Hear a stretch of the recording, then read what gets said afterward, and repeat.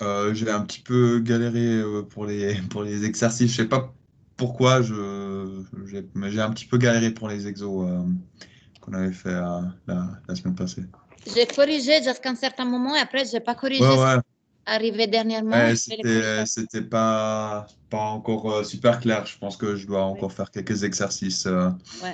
là-dessus pour bien maîtriser le sujet, quoi. Oui, alors en fait, c'est vrai qu'il faut un petit moment. C'est pour ça qu'on va, encore aujourd'hui, on voit juste un petit peu de théorie. Après, je vous laisse faire des exercices parce qu'il faut quand même un peu de temps pour s'habituer. Ce sont des exercices, vous voyez, où les calculs sont simples. À la base, ce ne sont pas des calculs énormes.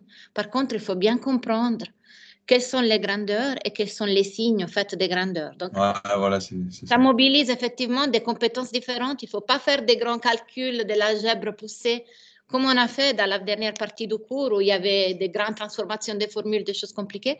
Par contre, il faut bien comprendre. Si on ne comprend pas bien les choses, c'est vrai. Et si on ne comprend pas bien, parfois même les exercices, parce qu'ils sont formulés un peu tous, hein, ils sont formulés de façon un peu tordue. Il faut bien reconnaître les mots-clés. Donc, c'est vrai que ça demande des compétences un peu différentes des exercices qu'on a déjà vus. Okay, donc, c'est normal, ça prend à tous. En fait, toutes les années, ça prend un petit moment pour entrer dans les sujets. Et donc, c'est pour ça qu'en fait, aujourd'hui, on va vraiment rajouter tout un petit bout de théorie. Et après, je vous laisse faire les exercices. Et je vais aussi corriger les devoirs de la semaine passée que je n'ai pas encore corrigés. Okay. D'autres questions? Ouais, moi, c'est un peu comme Torben. Oui. J'ai su faire les exercices, mais j'ai eu la peine à comprendre ce qu'il y avait dedans, en fait, le Oui. raisonnement derrière. Ouais. Et Ouais, j'ai alors aujourd'hui, maintenant, on va reprendre un petit peu la théorie, on fait un exercice ensemble, on va essayer vraiment, je comprends, c'est pour tous, hein. C'est tous les années, après, il y en a certains pour ce qui c'est plus clair, c'est évident. Mais c'est vrai que c'est un sujet, d'un côté, ça a l'air difficile à saisir, de l'autre, c'est vraiment quelque chose qu'on observe tous les jours. On est en train de transformer l'énergie sous des formes différentes. Et la chose importante qu'ils ont compris à ce moment, grâce aux machines à vapeur, à tout l'avancement technique qu'il y avait à l'époque, on a compris qu'on peut faire un bilan des énergies. L'énergie se transforme d'une forme à l'autre, ça peut être du mouvement, ça peut être de la chaleur, ça peut être de l'énergie interne, mais on peut prévoir exactement comment l'énergie est répartie. On peut le faire. Et donc, ensuite, on peut programmer des machines où c'est nous qui maîtrisons ça. On ne doit pas subir cette transformation, c'est nous qui maîtrisons ça. Et c'est ça qui a fait faire ces énormes sauts à tout ce qui est industrialisation, etc. Savoir maîtriser l'énergie. Okay? Donc, à la base, c'est vraiment quelque chose qui doit être clair, c'est vraiment quelque chose de vraiment concret. Hein. Par contre, c'est vrai qu'au départ, c'est difficile un peu de rentrer dedans. Je vois Félix, bonjour. Je vois Edouard, bonjour. Donc, Bonjour. c'est normal si ça prend un petit peu de temps pour entrer dans les sujets. Et donc, on va y arriver doucement. Donc ça, j'écoute, en fait, je prends note, en fait, mais je peux dire, en fait, c'est normal aussi de prendre un petit moment pour bien voir. D'autres questions avant de commencer? Sinon, à niveau organisatif, en fait, donc, les tests, en fait, c'est le 5 mars et c'est moi qui vous surveille, en fait. Je serai avec vous. J'ai écrit dans les groupes, donc il y a 2 exercices dans les tests. Un, c'est écrit hein, dans les groupes, mais je répète, un, c'est un mélange où on vous dit quel est l'état final. Et donc, en fait, c'est déjà connu l'état final. Et l'autre, c'est un mélange avec changement d'état dont vous ne connaissez pas l'état final. Et donc, dans le deuxième exercice, il faut proposer une hypothèse, pas deux, vraiment une hypothèse, comme on a vu en classe. Donc, vous la proposez. Vous faites les dessins, en fait, temps, température correspondante à votre hypothèse. C'est vous qui choisissez une hypothèse qui vous semble raisonnable. Vous faites un diagramme temps, température, vous faites les calculs, vous expliquez votre hypothèse, vous faites les calculs avec les résultats que vous obtenez. Vous interprétez ces résultats et vous dites, mon hypothèse est confirmée, mon hypothèse est rejetée. Peu importe si vous arrivez sur une hypothèse confirmée ou rejetée. Ce qui est important, c'est la démarche et savoir interpréter les résultats qu'on trouve pour pouvoir confirmer ou rejeter l'hypothèse. Donc, après, quelle que soit l'hypothèse que vous choisissez, peut-être c'est une hypothèse qui correspond au scénario, ok. Si c'est une hypothèse que vous rejetez, c'est ok. Il ne faut pas trouver la bonne hypothèse, il faut proposer une hypothèse et la tester. Ok? Ouais. Ça va? Donc là, j'ai mis deux exemples d'exercices, des exemples d'exercices corrigés. Ok. Ok? Donc là, les tests seront sur ça, donc pas la thermodynamique qu'on est en train de voir. En fait, ok? Ouais. Ça, Ok. c'est Alors, clair? une fois on connaît l'état final et une fois il faut faire On ne une les connaît hypothèse. pas et donc il faut faire l'hypothèse. Quand vous connaissez l'état final, donc, ouais. Alors, 2 exercices, quoi. Oui. Ça roule. OK, pour tous, comme ça, vous savez, normalement c'est clair. Si c'est pas clair, vous me demandez. OK, alors, donc, s'il n'y a pas d'autres questions, en fait, avant encore de commencer, voilà, c'est pour ça qu'il y a. Je voulais juste partager avec vous une chose, j'arrive. Hein? Donc, est-ce que vous avez vu les nouvelles depuis hier soir? Avec Corona, vous dites ou... Non, non, une bonne nouvelle, en fait. C'est en relation avec la physique générale? Un peu, Hmm, pas forcément ce qu'on a vu en classe. Oula, alors, non. c'est à propos des planètes? Ouais, l'exploration spatiale. En fait, vous voyez mon PowerPoint? Il y a Oui. pas le truc la fusée Persévérance qui est allée sur Mars. Exact. Hein? En fait, hier soir, il y a eu toute une communauté de gens qui étaient pressés d'avoir des nouvelles parce qu'au mois de juillet, on a envoyé une fusée dans la direction de Mars. Et cette fusée contenait, exactement comme vous avez dit, Félix, un rover, donc une petite voiture avec une station. En fait, c'est vraiment une voiture et laboratoire en même temps, qui s'appelle Persévérance. Et c'est un rover destiné à arriver à la surface de Mars. Et donc, depuis juillet, la fusée a volé jusqu'à Mars. Et hier soir, c'était prévu l'atterrissage sur Mars. Donc, ce n'est pas atterrissage parce que ce n'est pas la Terre, mais donc il était censé atterrir, se poser sur Mars. Et il y avait un peu de peur parce que c'était la première fois. Parce que vous voyez, en fait, quand on se pose sur la Terre, normalement, on descend avec un parachute. Il y a beaucoup d'atmosphère sur Terre, donc les parachutes vous freinent et vous permettent d'arriver, en fait, au sol avec une vitesse assez réduite. Mais quand on va arriver sur une planète comme Mars, c'est les scénarios un peu différents parce que l'atmosphère est 1000 fois moins importante que sur la Terre. Donc, on ne peut pas compter vraiment sur un effet parachute. C'est un peu différent, en fait. Et par contre, aussi, l'attraction de la planète est plus petite. Et donc, en fait, ils ont utilisé une méthode quand a été proposée, elle avait l'air vraiment un peu bizarre, absurde. Mais en fait, c'est avéré la gagnante parce qu'on est arrivé à poser les rovers. En fait, au moment où les modules s'est détaché de la fusée, donc il a ouvert, vous voyez là, il y a les dessins, hein, donc il y a ce module qui contient la petite soucoupe, en fait, elle contient les rovers. Et donc, en fait, il a commencé à descendre dans l'atmosphère de Mars avec un parachute qui a quand même réduit un peu la vitesse de l'objet. Et ensuite, en fait, la première chose contenue dans la soucoupe, ici, c'était cet objet que vous voyez où il dit Power Descent. En fait, il s'agit d'un véritable grue. C'est un grue, mais qui survole la planète. Et cette grue, en fait, a permis de faire descendre ensuite les rovers.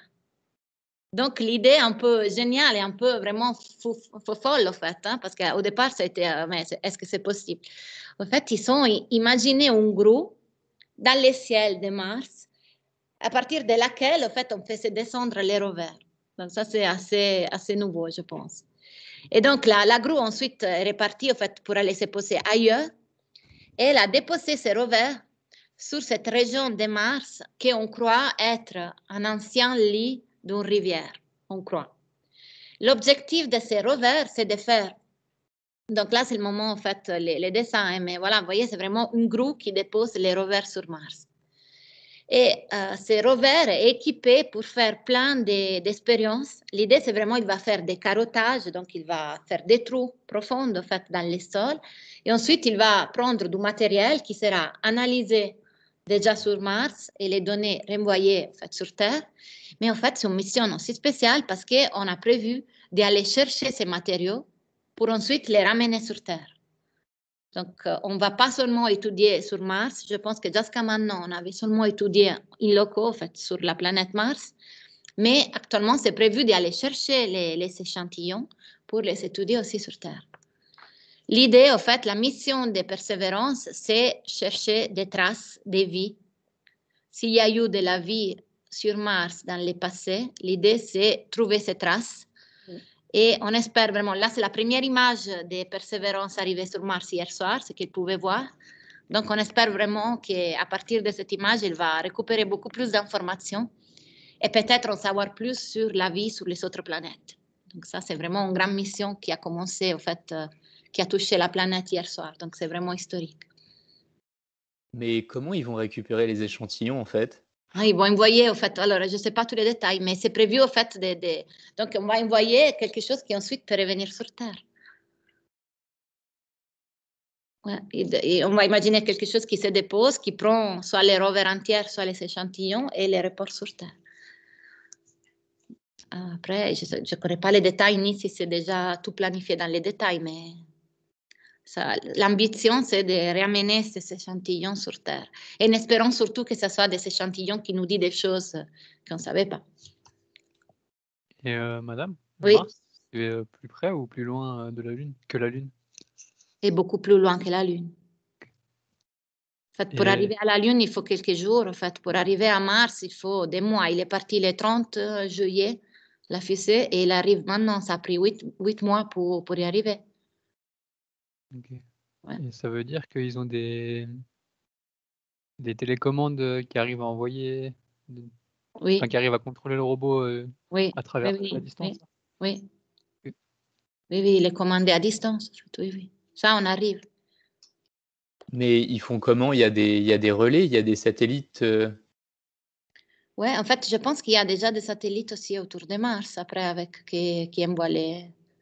Soit lui-même, il est équipé pour le faire. Mais normalement, je pense qu'il y a déjà des satellites. On peut aussi avoir... Hier, j'ai découvert qu'en Google Maps, on peut trouver aussi des cartes de Mars à vérifier. J'ai lu ça et on s'est dit, voilà, peut-être c'est vrai. Donc, on n'a pas encore eu le temps, mais apparemment, on peut aussi aller chercher les cartes de Mars. On a déjà pollué tout le système solaire, quoi.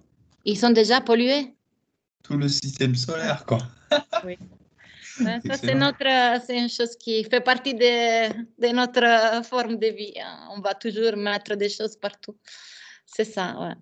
Ouais. C'est un bilan entre curiosité et garder les bilans qu'il y avait. C'est toujours comme ça, mais on veut savoir. En fait.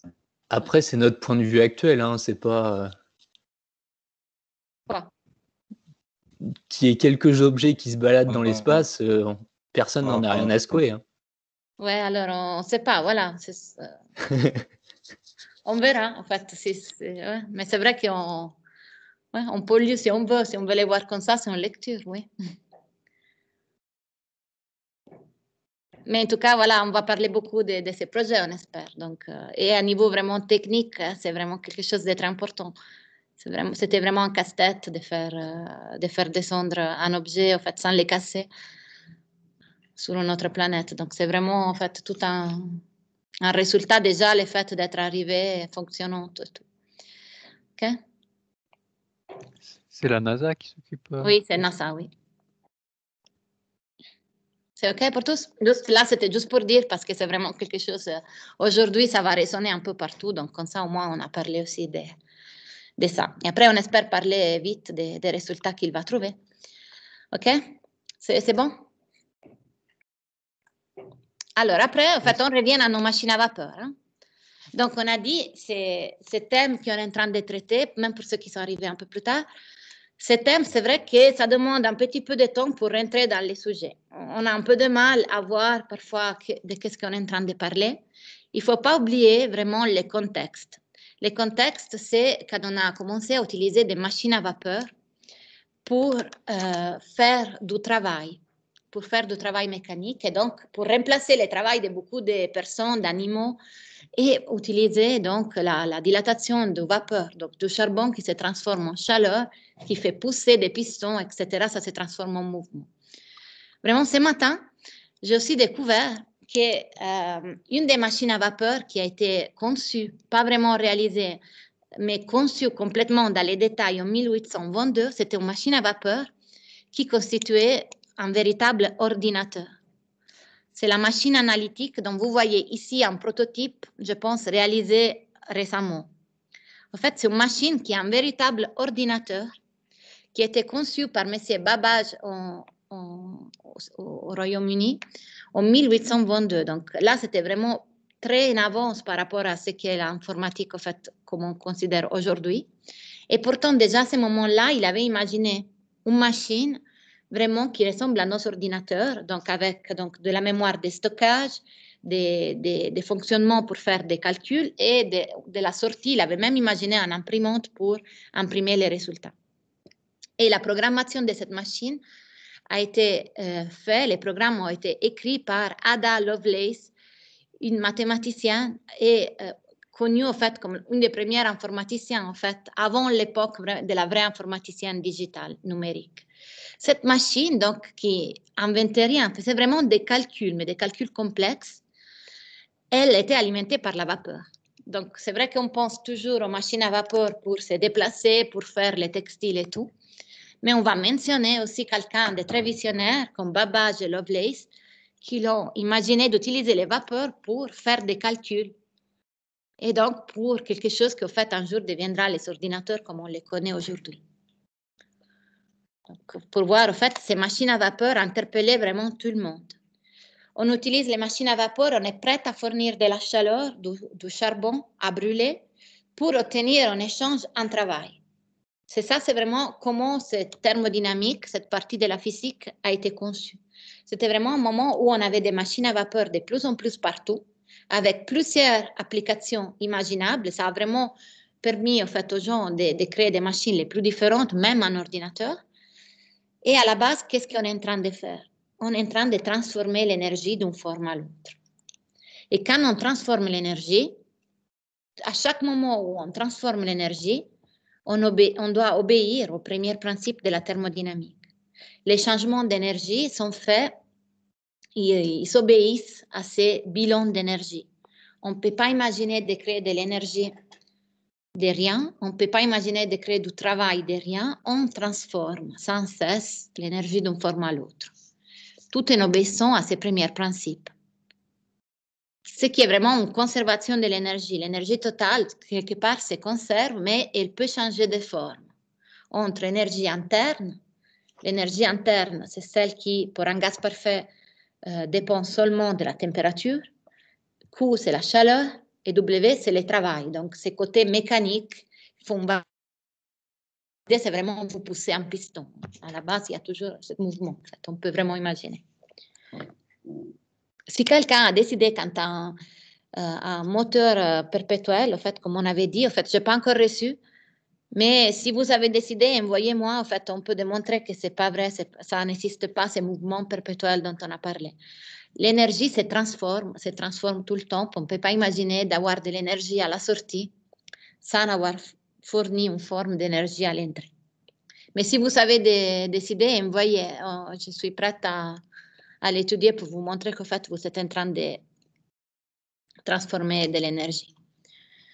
Alors, donc là, c'est le premier principe sur lequel on travaille. Vous posez des questions s'il y a des questions. Hein.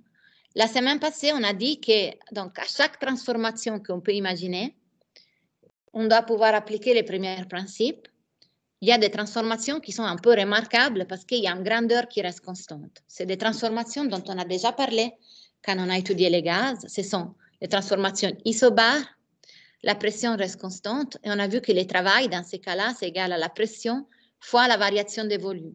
Et donc, on peut remplacer pour le travail, on a une formule pour calculer le travail. Une autre transformation, c'est celle à volume constant, une transformation isocore. Si le volume reste constant, le travail est nul, est égal à 0. Et donc, dans ces cas-là, la variation d'énergie interne est égale à la chaleur. On peut les lire, vu qu'il n'y a pas de travail, toute la chaleur que vous fournissez sert à faire augmenter l'énergie interne, donc à faire augmenter la température, sans production de travail. Toute la chaleur sert à faire chauffer les systèmes. Et il n'y a pas de travail dans ces cas-là, il n'y a pas de mouvement du piston. Si on a une transformation où la température reste constante, par contre, donc une transformation isotherme, ça veut dire que delta U égale à 0, il n'y a pas de variation d'énergie interne. Et donc, ça veut dire que Q égale à W. Toute la chaleur que vous fournissez se transforme en travail, sans avoir une partie qui sert à faire changer de température votre système. Vous transformez directement la chaleur en travail. La quatrième transformation qu'on a vue, c'est la transformation adiabatique. Ça veut dire une transformation sans échange de chaleur. Donc, Q égale à 0. Dans ces cas-là, donc delta U égale à moins W. Quand on a une transformation remarquable comme une de ces 4 transformations, donc on peut transformer les premiers principes, on peut les simplifier aussi parfois dans certains cas. Okay? Mais c'est toujours les premiers principes qu'on utilise. On a dit que si on représente des transformations dans un diagramme volume-pression, le travail échangé égale à l'air sous la courbe. Quand on a affaire avec une transformation isobar, on le voit vraiment, c'est égal à l'air sous la courbe. Donc, c'est égal à la pression fois la variation des volumes. Donc là, comme vous savez, un isobar, c'est vraiment la forme, comme on a parlé la semaine passée, c'est vraiment la forme de ces rectangles. Mais si on a des formes différentes, on ne doit pas oublier que dans un diagramme PV, le travail est toujours égal à l'air. Donc, on peut calculer le travail en utilisant quelque chose de géométrique, ce qui est l'air, dans un diagramme pareil. Donc, ça, c'est vraiment quelque chose qu'on peut retrouver. On peut utiliser le travail égal à l'air sous la courbe. Il y a une chose importante quand on parle du premier principe. On a affaire avec 3 formes d'énergie. Delta U, énergie interne, chaleur et travail. En fait, il s'agit de 3 formes d'énergie, mais ils sont en différence entre eux. En fait, le travail effectué par un système ou sur un système dépend de la façon dont il est passé de son état initial à l'état final. Et donc, le travail n'est pas en fonction d'état. Il ne reflète pas l'état d'un système. Ça veut dire, en fait, que quand vous avez un diagramme pression-volume, si vous avez une transformation qui amène d'un point à l'autre, on peut imaginer plusieurs transformations qui relient les points initiaux et les points finaux. Ces différentes transformations n'ont pas tous le même travail. Parce que le travail dépend, en fait, de comment vous y arrivez. On va faire tout de suite après un exercice où on va voir que même partant du même point et arrivant au même point final, si on y arrive avec des transformations différentes, le travail est différent. Le travail ne dépend pas seulement de l'état initial et de l'état final, mais vraiment de ce qui s'est passé entre les deux. Pareil, la chaleur. La chaleur n'est pas en fonction d'état. Ça ne dépend pas seulement du point initial et du point final, mais de ce qui s'est passé dans les schémas. Par contre, la variation d'énergie interne, delta U, dépend seulement de la température initiale et de la température finale.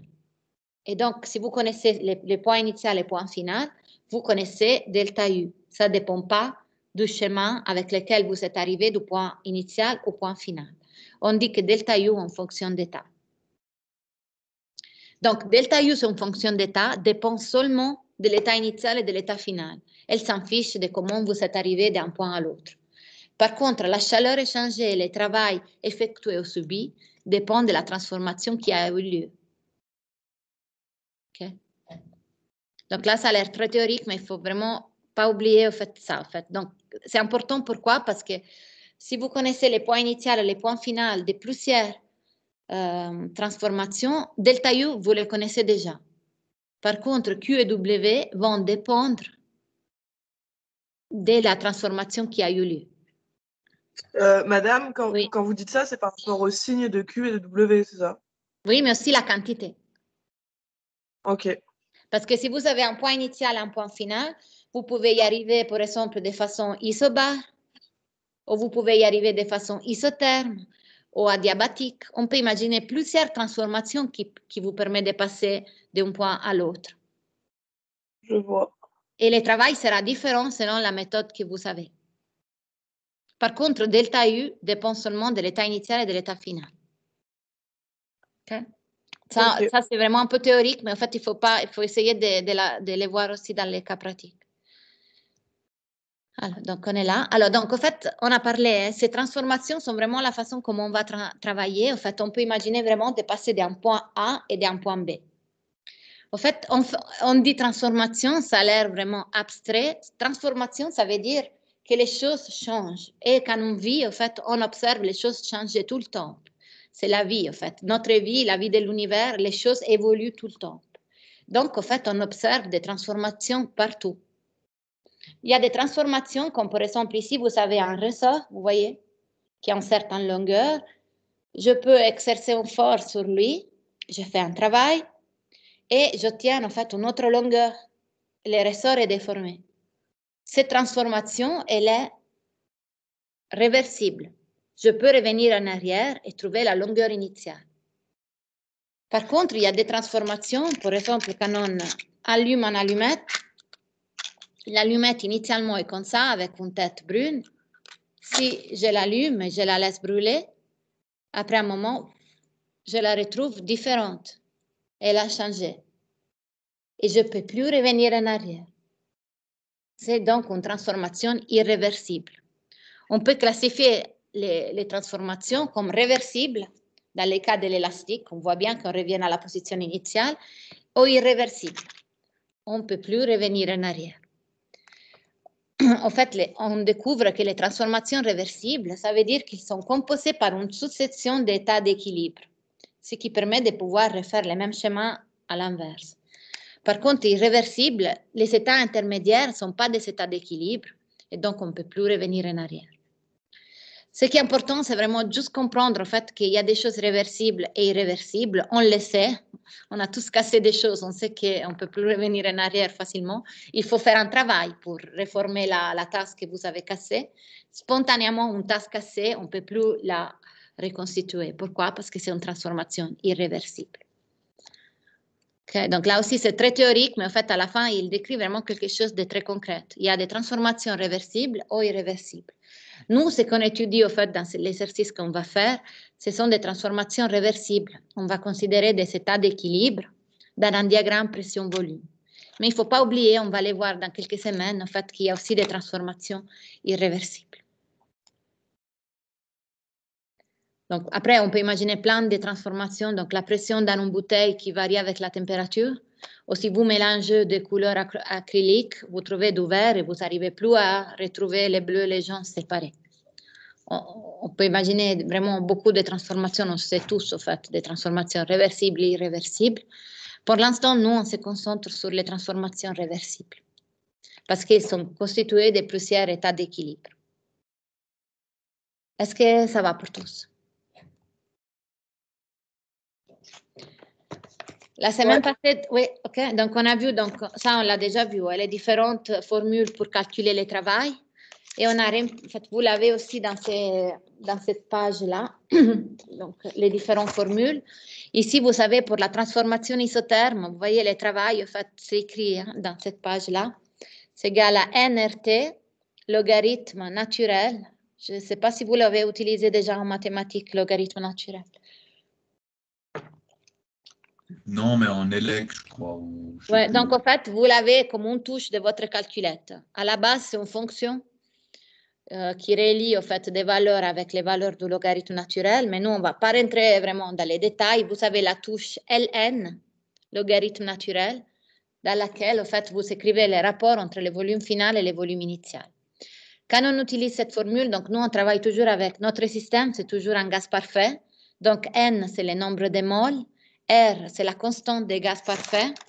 Vous l'avez dans la première page, rappel.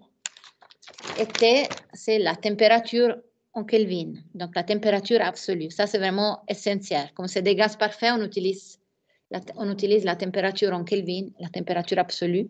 Et donc, dans certains cas, on peut avoir besoin de cette formule pour calculer le travail dans les cas d'une transformation isotherme. OK pour tous? Pour les isocores, on n'a pas grand-chose. Hein. On a, à part Ouais, que Ouais. delta U est égal à Q. AQ, ouais. Le travail est nul, donc la chaleur sert à chauffer, à faire varier la température. Oui. Voilà. Oui. Ok. Alors, en fait, là, si on a un diagramme volume-pression, donc si on a un point A et un point B, on peut imaginer de se déplacer du point A au point B, c'est une transformation. Ensuite, on peut imaginer de se déplacer du point B au point C et du point C au point A. Et ensuite, de recommencer. Quand je dis transformation, il faut vraiment penser à la machine à vapeur encore une fois. Donc, le point A, c'est la situation, par exemple, au départ. Vous chauffez l'air, l'air se dilate. Le volume augmente ici. On voit le point B se trouver un volume plus grand. Donc, l'air se dilate, pousse les pistons. Ensuite, on peut imaginer qu'à volume constant, la pression diminue parce que peut-être on a refroidi ou on a fait quelque chose sur le système. Et après, du point C, on revient au point A. Ce qui fait une machine, c'est qu'elle fait des transformations. En fait, on continue. Quand on fait des transformations, les mêmes transformations, passant par les mêmes états, on continue, on est en train de faire un cycle de transformation. Donc, en fait, c'est vraiment la transformation AB, BC, CA, on loupe, en fait, on continue. Et donc, ça fait un cycle. Et vraiment, les cycles, c'est vraiment le cœur de chaque machine. C'est vraiment ce qu'on fait, en fait. C'est des cycles qui se reproduisent pareil, en fait, et qui permet, en fait, de passer. Vous voyez, si vous chauffez, en fait, les pistons se déplacent. Mais après, si vous ne faites plus rien, en fait, maintenant, il est déplacé et il s'arrête. Donc, il faut imaginer quelque chose pour le faire revenir en arrière pour pouvoir recommencer. On a envie d'avoir un cycle afin que les mouvements ne s'interrompent pas et qu'ils continuent, en fait, à faire du travail. Il faut vraiment penser comme une machine à vapeur. Dans le cas d'un cycle, le travail total effectué par le cycle est égal à la somme des travaux effectués. Donc, dans ces cas-là, c'est le travail pour aller de A à B, le travail de B à C, le travail de C à A. J'utilise la somme des travail avec les mêmes symboles que j'utilisais pour la somme des chaleurs échangées lors d'un mélange. Ça veut dire que le travail total est égal à la somme de tous les travaux. Il peut y avoir des travaux qui sont positifs et des travaux négatifs. On prendra chaque travail avec son signe. Comme on fait pour les chaleurs dans un mélange. C'est la somme de toutes les chaleurs échangées. Après, chaque chaleur aura un signe et on tient compte de ces signes. Mais un cycle a aussi un travail total, on a dit, qui est égal à l'air. L'air entouré par les cycles. Donc, vous voyez, dans ce cas-là, c'est l'air du triangle. Pourquoi? Parce qu'on sait que dans un diagramme PV, le travail est égal à l'air. Et après, pour un cycle, l'autre chose importante, c'est que vu qu'on parte de A et on revient à A, la variation d'énergie interne, c'est en fonction d'état. Donc, ça dépend seulement du point initial et du point final. Vu que c'est le même point, delta U égale à 0. Parce que l'énergie interne NA égale à l'énergie interne NA. Et donc, delta U sur un cycle égale à 0 parce qu'on repasse du point initial. On part et on termine sur les mêmes points. Madame, Oui. je comprends pas comment le travail total, ça peut être à la fois égal à la somme des travaux et à l'air. Parce que l'air, on n'aura pas la même unité. L'air, c'est alors donc l'air, c'est comme c'est l'air ici, donc c'est du volume fois la pression. Et si vous faites volume et pression, les unités de mesure, ça donne celle du travail. Parce que la pression, c'est une force sur une surface. Est-ce que vous voyez les tableaux derrière moi? Oui. Si on fait la pression fois les volumes, quelles sont les unités de mesure? La pression, en fait, c'est une force sur une surface. Et là, vous avez un volume. Un volume, c'est une surface fois une hauteur. Et donc, en fait, si vous faites la pression fois les volumes, vous trouvez une force fois une hauteur. Donc, une force fois une distance, c'est des joules. C'est comme le travail, force fois un déplacement. Ouais. Okay? Donc, c'est quelque chose qu'on peut calculer avec les formules, mais vraiment à niveau graphique, le travail est égal à l'air. Vous avez noté quoi? Du coup, P fois V est égal à F sur... Ouais. J'arrive P pas trop fois à V lire. égale à la pression, en fait, est définie comme Ouais. sur une surface. Les volumes, c'est une surface fois une hauteur. Et entre parenthèses, derrière, vous avez mis... C'est des joules. Non, en haut, pardon. C'est 8 heures. Donc là, c'est le volume. Les volumes, c'est une surface fois une hauteur. Ah, mais c'est la résolution, ça. Ouais, je voyais un 8 et un H. Ouais. F sur S. Et les volumes, c'est une surface fois la hauteur. Ouais. Donc, Ouais, je ouais, peux multiplier les surfaces et je trouve que le produit de ça, que je dis c'est un travail, avec ça, je vérifie que c'est égal en force fois une hauteur. Et effectivement, le travail, c'est une force fois une distance. Et donc, c'est des joules. Parce que c'est des newtons mètres, ce qu'on appelle aussi joules. Surface, hauteur, égale à F fois H. Et donc, c'est une force fois une distance, c'est un travail. Et donc, c'est un joule. Et madame, Oui. je suis pas sûr d'avoir compris, enfin de me rappeler en tout cas ce que c'est un état. Donc, l'état, c'est un instant, en fait. Quand vous savez l'état d'un système, donc maintenant, à l'intérieur de ma bouteille, l'état de la bouteille, c'est il y a de l'eau à la température de 20 degrés Celsius, à la pression atmosphérique, et qui occupe un volume égal à 3/4 de litre. Ça, c'est l'état de l'eau à ce moment-là. Ce qu'on disait pour un gaz parfait, donc vous prenez l'air ici dans la bouteille, elle se trouve à une température de 20 degrés, elle a un volume de 1/4 de litre, et une pression atmosphérique. Donc, vous connaissez un état d'un système quand vous avez des informations quant à ce système. Si maintenant je chauffe la bouteille, qu'est-ce qui se passe? L'air se dilate. Donc, elle va varier sa température, varier son volume, mais peut-être varier aussi la pression. Donc, je passe d'un état initial à un état final. Là, si je chauffe la bouteille, je suis en train d'observer une transformation. Okay. Donc, l'état, c'est la situation à un certain moment, c'est qu'on représente avec un point dans le diagramme volume-pression. Donc, on a l'état A. Donc, ça veut dire qu'il y a un certain volume, une certaine pression, et après, il y a aussi une certaine température. Et après, ça évolue, ça passe à B, donc le volume a changé. Dans ce cas-là, la pression est restée la même, et la température probablement a varié aussi. Quand on fait une transformation, on sait qu'il y a le premier principe. Donc, il peut y avoir du travail. Dans ce cas-là, vous voyez, il y a les volumes qui augmentent. Donc, c'est du travail positif, probablement. En passant de A à B, on fait un travail. Après, on peut imaginer de faire changer encore, de faire une autre transformation. On passe de B à C. C'est deux points qui se trouvent pratiquement au même volume. Donc, le volume égale à 0 dans ce cas-là. Le travail égale à 0 quand on passe de B à C. Quand on passe de C à A, vous voyez, les volumes diminuent. Donc, c'est un travail négatif. Probablement, il y a quelqu'un qui pousse sur les pistons pour réduire les volumes afin qu'ils puissent recommencer. Quel est le travail total? C'est égal à la somme des travaux. Donc, il y a le travail qu'on avait fait en allant de A à B et le travail qu'on fait en allant de C à A. Le travail AB est positif et le travail CA est négatif. Le travail total est égal au travail de A à B, donc moins le travail de CA. Selon la situation, on peut calculer. Oui. Donc, le travail, il est nul de B à C, c'est ça? Oui, voyez pourquoi? Ouais. Parce que les volumes restent constants, donc il n'y a pas de mouvement, pas de travail. Ok. OK? Pour ce cycle-là, en fait, selon les cycles que vous savez. Donc là, c'est l'isocore, comme on disait avant, le travail est égal à 0. Mais le travail total, c'est la somme. Le travail d'AB plus le travail BC plus le travail CA. Ah ouais, si c'est delta U, par exemple, qui est égal à 0, le BC, il ne sera pas au même endroit, quoi. C'est ça, en gros? Delta U égale à 0, donc?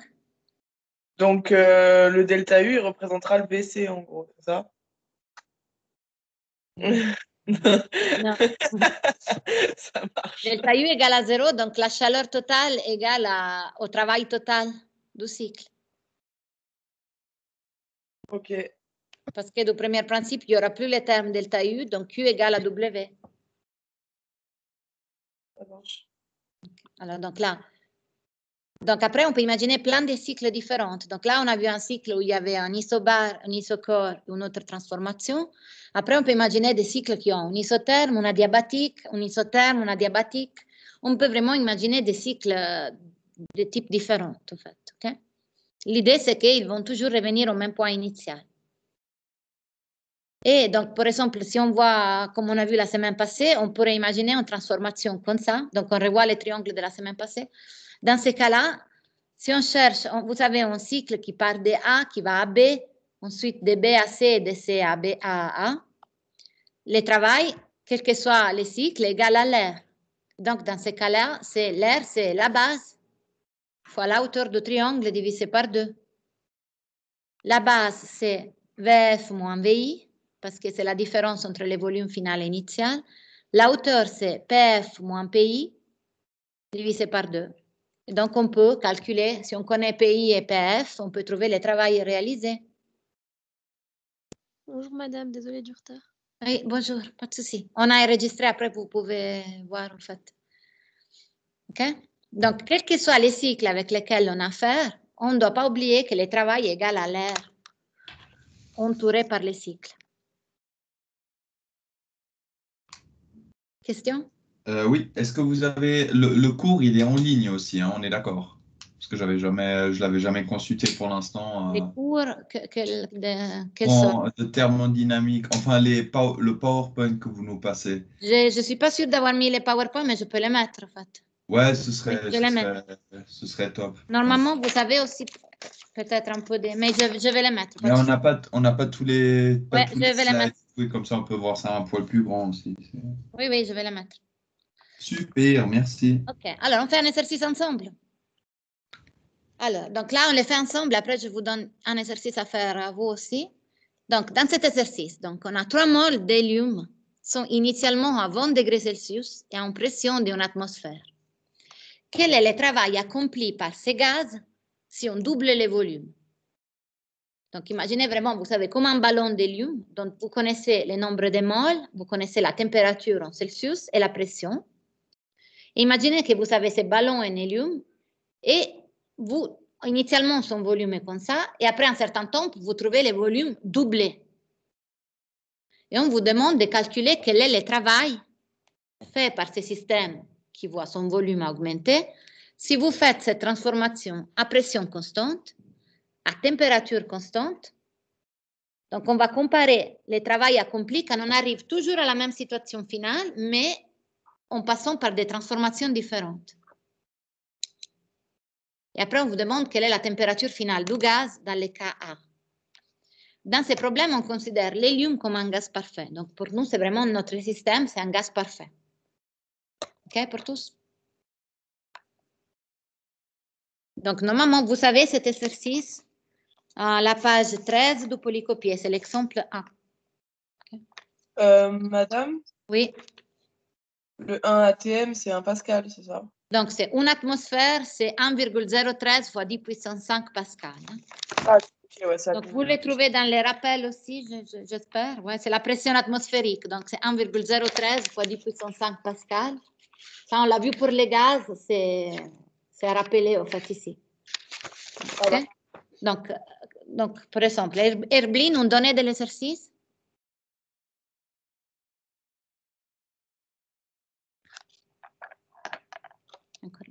Vous êtes là, Herblin? Ouais, mais je crois qu'il doit à chaque fois se connecter. Ah, OK. Alors, Niels, vous êtes là? Je me suis connecté. Il y a 3. Oui. Oui, je suis là. Oui. Oui, on connaît N égale à 3, c'est le nombre de moles. Ensuite, on connaît La température. Oui, alors, donc, c'est 20 degrés Celsius, c'est égal à? Ça égale 293 degrés. Kelvin, tout court. Degrés. Kelvin. Ouais, 100 degrés, Kelvin. Mais c'est très bien, hein? Quand c'est les gaz parfaits, on transforme en Kelvin.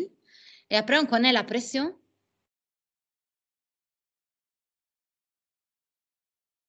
« 1,13 fois 10 puissance 5 Pascal. OK? Et après, on sait que ça, donc, ça décrit l'état au moment 1.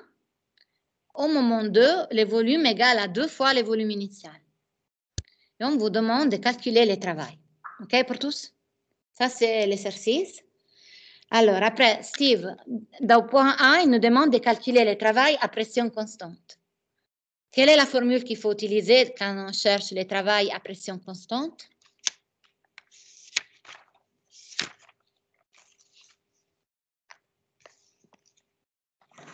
Si vous êtes là, Steve, vous êtes là?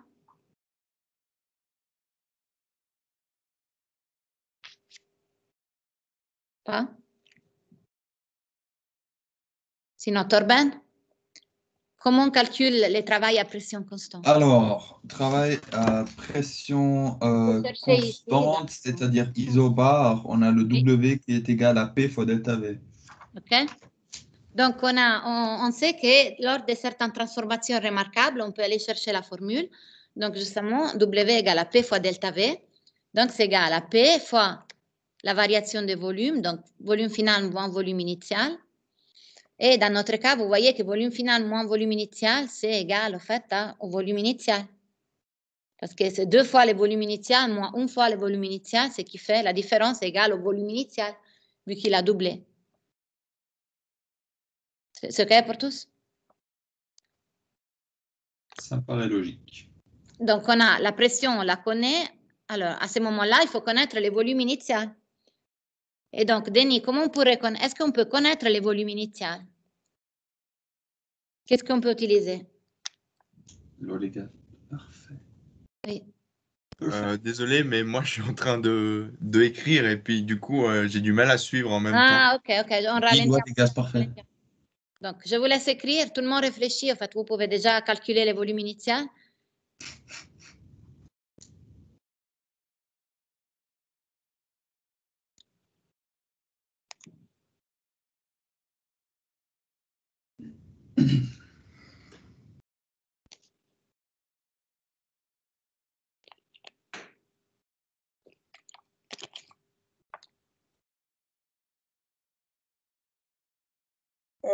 Ouais, dans ce cas-là, madame, VF moins VI, ça vaut VI parce que V2, il vaut 2 fois V1, c'est ça?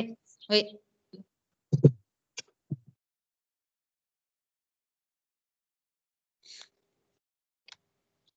Denis, vous nous dites quand vous êtes prêts.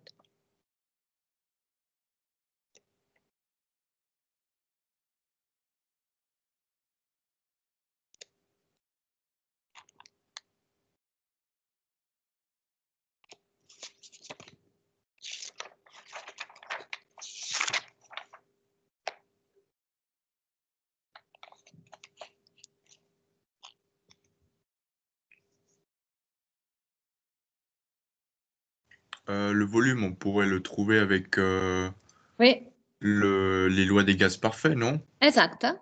On sait que si c'est un gaz parfait, il obéit à la loi des gaz parfaits. Donc, P1 fois V1 égale nRT1. Et donc, le volume initial, c'est la seule chose qu'on ne connaît pas. R, c'est la constante des gaz parfaits. On la trouve dans la page des rappels. Ce qui nous permet de calculer le volume initial. Et donc, on peut calculer le volume parce qu'il nous manquait seulement le volume initial. Et on trouve que si on passe, on double les volumes à pression constante, on fait un travail de 7308 joules.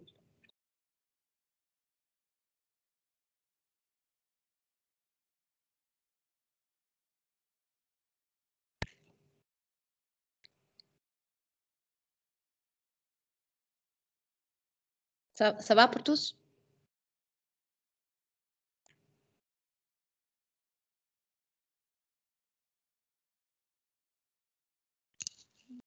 Ouais, plus ou moins. Ouais. Alors, Niels Thévo. Et si je double toujours les volumes, mais de manière isotherme, est-ce que ça sera le même travail?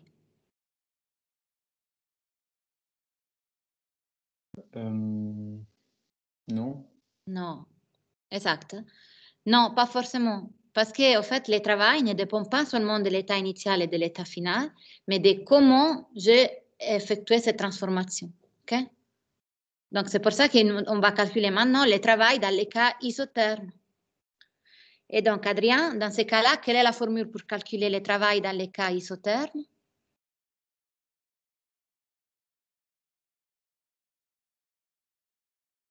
Je suis en train de rechercher ça. Oui, on les trouve déjà dans cette page avec... vous les trouvez ici. Ça, on vous donne nos tests. Quand on fera un test sur ça, vous pouvez droit.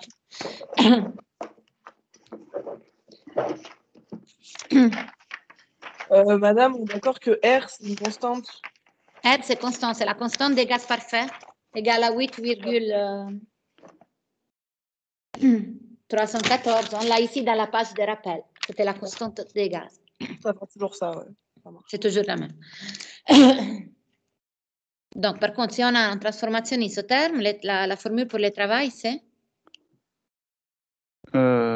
C'est moins NRT, logarithme naturel de VF sur VI. Ouais, Pourquoi ça, moins? NRT. Pourquoi moins NRT?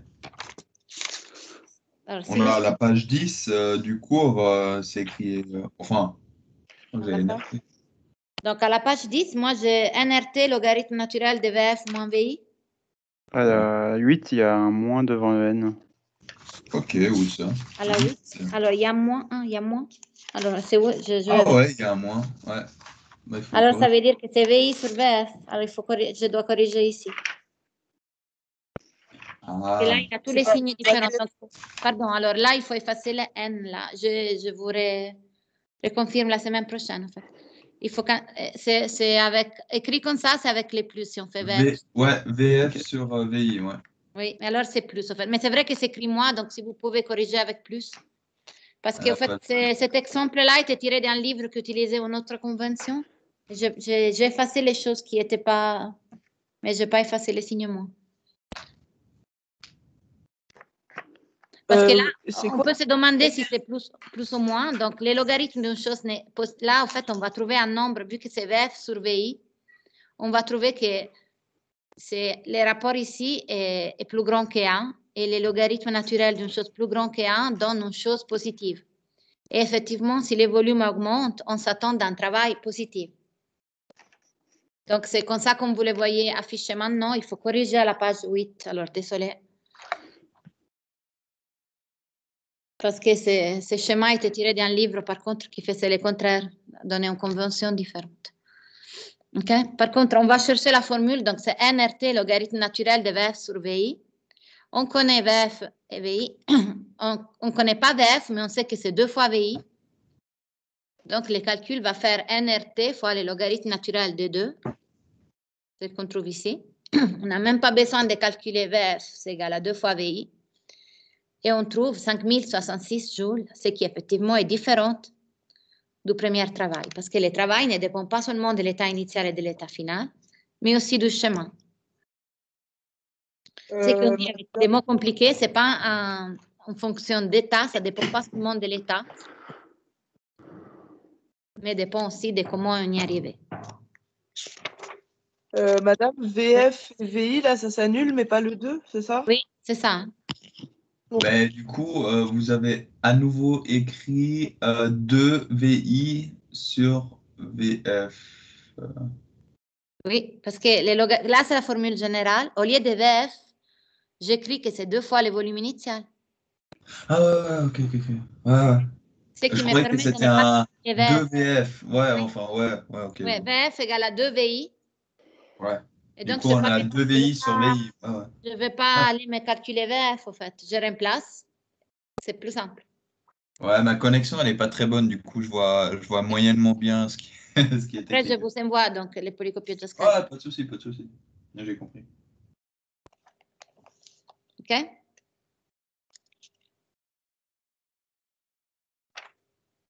Est-ce que ça va pour tous?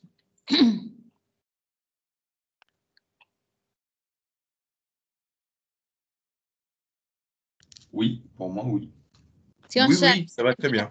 Oui, si on cherche la température finale, donc vous voyez, il faut utiliser les gaz parfaits. Dans ces cas-là, donc on sait que c'est une transformation dans les cas A, donc c'est à pression constante, donc V1 sur T1 égale à V2 sur T2. Et donc, on peut utiliser, en fait, les formules qu'on a vues pour les gaz parfaits, on peut prévoir quelle est la température. Tout ce qu'on a vu pour les gaz parfaits, en fait, sont à réutiliser, en fait, ici, vu que souvent, notre système, dans la plupart des cas, ça sera un gaz parfait. OK?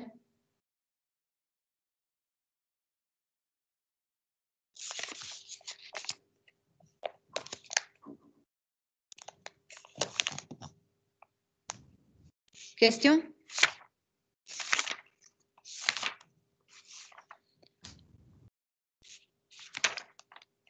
Attendez, je suis juste encore en train de recopier. Je suis en train de choisir combien de temps il nous reste. On fait un exercice, comme ça vous l'envoyez tout de suite.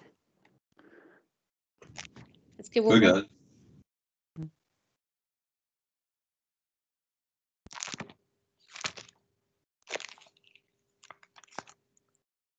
faites l'exercice suivant. Alors, l'exemple 2. Attendez 2 secondes, je note juste ça. Oui, oui, je laisse.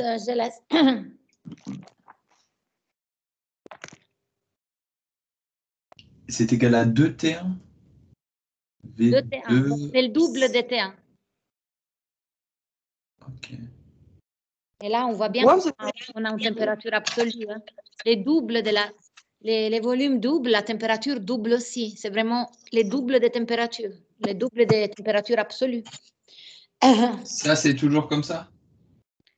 Dans une transformation à pression constante, oui. Parce qu'on peut utiliser, vous vous souvenez, la version réduite de la loi des gaz parfaits. Donc, les rapports entre volume et température restent constants. Donc, si le volume a doublé, la température double aussi. Pourquoi vous avez écrit ou bleu? Je comprends pas. Ou bleu, là. Ou bien. Ah, non, donc, on peut utiliser la loi des gaz parfaits ou bien, en fait, la version raccourcie, vu que c'est à pression constante. On peut faire, on pouvait faire les deux. Oui. Et puis, là, on a dit que la température double toujours si la pression est constante. Et on a dit pour le volume, là, c'est juste dans ce cas-là qu'on a défini que le volume final est égal à 2 fois le volume initial, ou c'est une manière générale? Non, non, non. Là, c'était une transformation où on imagine que les volumes doublent. Donc, il y a un rapport 2 entre les volumes initial et les volumes final. Quand on réalise ces transformations à pression constante, ces mêmes facteurs 2, on les retrouve aussi dans les rapports entre la température initiale et la température finale. Ok, mais ça, c'était alors aussi que par rapport à cet exercice? Oui, oui, oui. Oui, oui, on est là. Ok, ok. Je croyais que vous disiez que c'est une généralité. Que non, non, non, ça double pas toujours. Donc, c'est... Ah, ce serait trop facile. Ouais.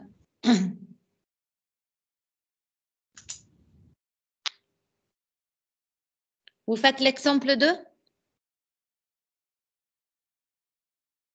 Bene. OK. On les corrige ensemble dans 20 minutes ou vous voulez envoyer, comme vous préférez? Vous envoyez? Ouais, c'est top ça. OK, Ouais. alors, si vous pouvez, essayez vraiment de dédier les tops maintenant. C'est juste un exercice, on est déjà sur le sujet. Comme ça, vous l'envoyez en matinée. J'essaie de corriger les plus rapidement possible. Comme ça, vous l'avez fait, c'est fait. Et après, la semaine prochaine, on continue. Donc, la semaine prochaine, il y a les vacances. Et la semaine d'après, on se voit pour les tests. Donc, on ne fera pas des cours théoriques. Et encore après, on va continuer sur ça. Mais si vous pouvez le faire maintenant, en fait, profitez du temps qui nous reste. Et comme ça, je les corrige au fur et à mesure. Et je vais corriger aussi s'il y a des choses qui sont arrivées de la semaine passée. Je vais mettre les PowerPoint. Ce qu'on fait. Pardon? Ça sera aussi au test qu'on fait? Au test? Ce qu'on fait actuellement, ça sera aussi au test? Non, non, non, j'ai fait la prémisse avec les autres. Hein. Non, non, on a dit que les tests concernent donc 2 mélanges qui comprennent les changements d'état, un exercice où on vous dit quel est l'état final du mélange et un autre exercice où on ne vous dit pas quel est l'état final. Donc, c'est à vous de proposer une hypothèse et de la tester, comme on a vu en classe. Il ne faut pas forcément, ce n'est pas important si l'hypothèse s'avère vraie ou fausse. L'important, c'est de bien utiliser la démarche proposer l'hypothèse, faire les diagrammes température, faire les calculs qui vont avec, compatibles avec votre hypothèse, et après, sur la base des résultats obtenus, dire si les résultats confirment votre hypothèse ou bien vous dit de rejeter l'hypothèse. Ouais, ok, ça joue. Ça, c'est un exercice. Et l'autre, c'est un mélange avec changement d'état. Mais on vous dit, au fait, qu'à la fin, tout l'eau est passée à l'état de gaz. Comme ça, vous savez qu'est-ce qui se passe. Okay? Donc là, c'est les tests. Okay? Ça va pour tous? Avec l'exemple 2, l'exercice suivant, vous le trouvez à page 14. Okay? Madame, oui. L'exemple 2, quand on dit accomplit un travail, ça veut dire que c'est lui qui le crée. Il est fait, il effectue, il accomplit, il fait un travail. Ça marche. OK? Alors, je me réjouis, je fais les devoirs et après, je vous partage les PowerPoint. OK? C'est bon pour tous? Yes. Alors, bonne semaine, bonnes vacances. Et si vous avez des questions maintenant ou à quel que soit le moment, n'hésitez pas à m'écrire. OK? Bonnes Madame? vacances. Oui. Merci bien, au revoir. Bonne vacances. Oui, s'il y a une question, je réponds. J'ai une question pour Oui. l'exemple 2B. Oui. Ils disent un parcours thermodynamique différent jusqu'au même état final. Je ne comprends pas trop ce que ça veut dire. Donc, ça veut dire que, donc là, dans le cas A, il vous dit, au fait, il vous fait calculer l'énergie interne initiale et finale. Et après, on imagine d'aller toujours du même point initial au même point final, mais sur un autre chemin, avec un autre type de transformation. Donc, quand il dit un parcours thermodynamique différent, ça veut dire qu'il a toujours les mêmes points de départ, les mêmes points d'arrivée, mais la transformation entre ces deux points n'est pas la même. Et vu que la transformation n'est pas la même, le travail est différent et maintenant il fait 15 joules. Et là, il vous demande quelle est la chaleur dans ces cas-là. Est-ce que c'est clair? J'ai répondu ou pas? Ouais, je vais essayer.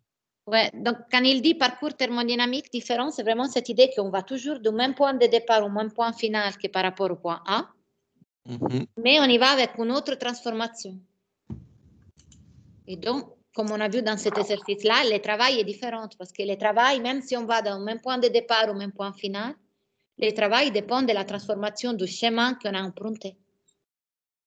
Ok. Par contre, ce qui reste pareil, c'est toujours les points initiaux et les points finaux. Et donc, il y a une grandeur qui reste constante. C'est laquelle?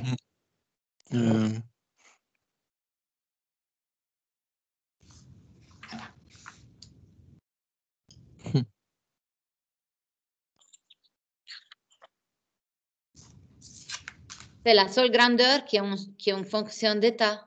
Et donc, c'est?